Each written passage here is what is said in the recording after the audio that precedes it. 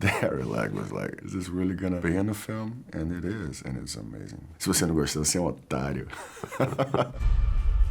Que ele é Armando? Não. O nome dele é Marcelo.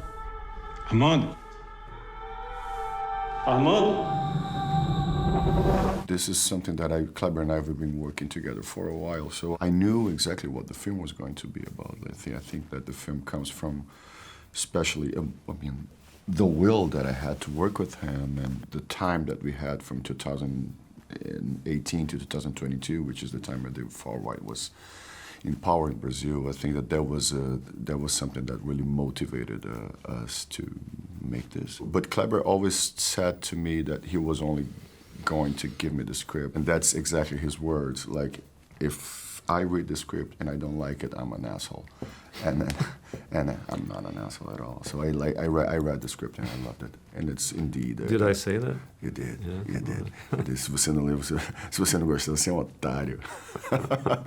That's what you said. I might have said that. Yeah. You did. But it was great because he was absolutely right. It's a brilliant script, and I read it and I was like, yeah, I knew what the film was going to be about, but to see, you know, everything on it. And he was giving me like little hints of it, like we were talking about the film, and he was, so I was thinking about doing this and that. But when I read it, it was like, it's brilliant. And I love the fact that Kleber doesn't follow any script rules, you know, like, and I love the fact that you kind of only start to understand what's going on in a film like about page 100. And I think that's really cool. Just to be very clear, I wrote the film specifically for Wagner. And we were giving an interview similar to this one in the US. No, in Toronto, I think. And the first question was, Kleber, I know you wrote the film for Wagner, but did you have a plan B? And I thought it was a kind of funny question, because I don't think I ever considered a plan B, and he was looking at me as if I had I think a jealous guy. You know, you never know. Você fez aqueles programas americanos de proteção à testemunha. I think I really wanted to do a thriller set in the 70s, and the 70s, of course, takes us back to the military regime in Brazil, which began in 1964. I did not actually want to do a film about the military regime, but to have it as an unavoidable backdrop to the story. And I also felt like I had this desire to rebuild a sense of time and history with the film. I was a little kid in the 70s, so I have some very personal memories of that time. And the work I did on my previous film, Pictures of Ghosts, which is very much about the city and about movie palaces and about how society has changed in cities, that film, the research I did, reconnected myself to very specific memories of childhood and my family and my parents. So that naturally led me to writing the script for The Secret Agent. Any moment in time when you look at society, it will most likely reverberate in present time and in the future. So I really think that if you make a film about London in the 60s, you might say a few things about London today or England or the world today. So by rebuilding the past 50 years ago in Brazil, you will unavoidably get some interesting reflections on what goes on now in Brazil, particularly because in the last 10 years we had the far right coming, let's say, coming into the political scene in a pretty brutal way, and bringing back some of the same values that the military regime imposed on Brazil. So I think ultimately that's what explains why I went into this project, and I didn't even know it when I started to write the script. I only came to realize much later that I was writing about the past, but with the point of view of living the past in the present in the last 10 years in Brazil. So was that something in the screenplay that only came later, like the aspect of like the videotapes and seeing it from the perspective of the contemporary time? I think that came during the writing process of the script, and I believe by being the son of a historian who actually worked with a lot of recording and audio tapes, that was always in the back of my mind in terms of using it as a device, narrative device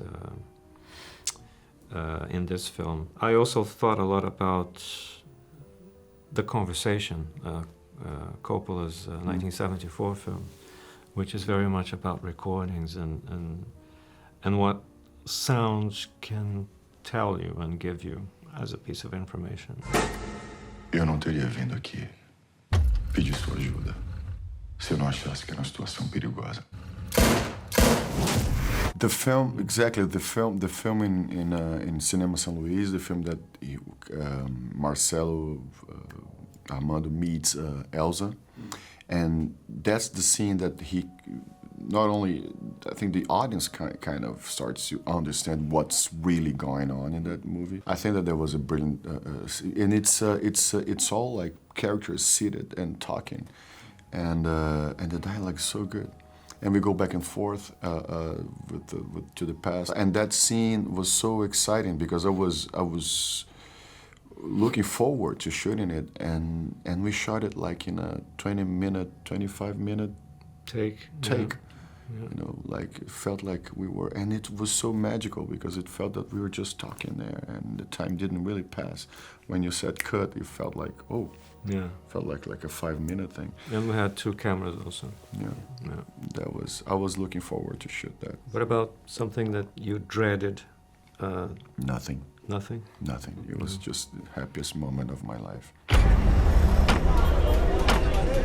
O teu caso é o que eu mais quero resolver. It informs a lot. It's like just when you put the wardrobe on, you have the clothes, you know, when you start to walk with those shoes, and it's like it just And the makeup. and it just changes a lot. You look around, and it's like that yellow beetle, and everything around you like puts you right in the time. It also brought me lots of memories of my father, for example. My father, he used to wear that exact same kind of shirt, you know, with buttons and like a little, like with the chest, like sort of open up. Like I think that was a trend back then, like the chest, like hairy chests. And he used to place his pack of cigarette right on his left pocket. Everything like kind of, the 70s and the military is something that somehow it's very vivid in my mind.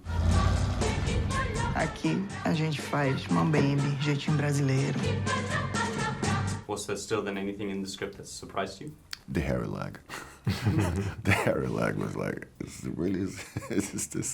this really gonna be in a film? And it is, and it's amazing. In the 1970s, 2 journalists, they came up with a code to be able to publish a number of stories because censorship wouldn't allow them. Transgressive, crazy, and unusual,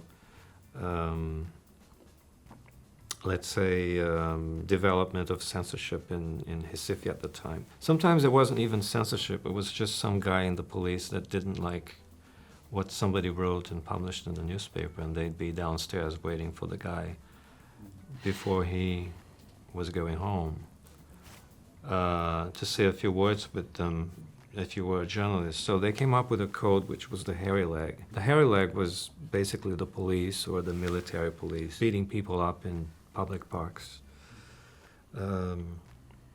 And it became a sensation, it became a phenomenon at the time.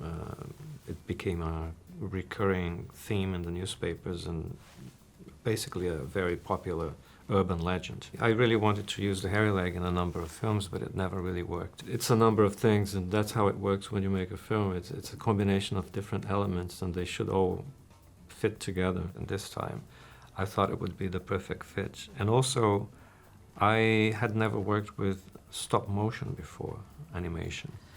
And we had the hairy leg. The hairy leg was done in Holland by a wonderful studio, and I'm very happy with the result. And it's a popular sequence in the film and quite unexpected for the audience. You know.